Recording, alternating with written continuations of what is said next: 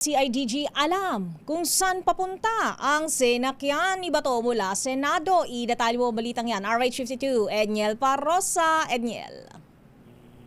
Bayawak na informasyon ng Philippine National Police sa direksyon ng sasakyan ginamit ni Senador Ronald De La Rosa nang lisanin nito ang Senado matapos ang gun incident noong nakarang linggo.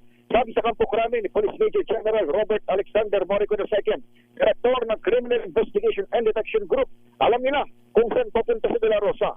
Pero tumanggi na muna magbigay ng detalye ang opisyal at iginit ang posisyon ng PNP na hindi pa sila kailangan magkomento sa ngayon kahit kasi may valid arrest warrant sa ICC. Oro nang ipinaliwanag ng PNP na maghihintay sila ng court order para sa extradition at tamang koordinasyon mula sa Interpol bago mag-direct surrender dahil ng ginawa noon kay former President Rodrigo Duterte. Samantala, dumistansya rin si Morico nang tanungin kung hindi ba lumilitaw sa investigasyon kung sinamantala itong komisyon sa Senado para makatakas sa protective custody ng Senado si Bato. Ayon sa General, labas na ito sa kanyang paycheck.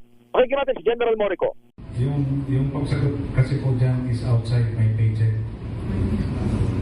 Kung tanongin mo ako niyan, nung panahon na DI ko ako, but right now, CIDG is, investigative agent unit po kami ng PNP and we base our findings on facts. Ginawa ng CIDG Chief ang pahayag kahit inirekomenda nitong kakasuhan.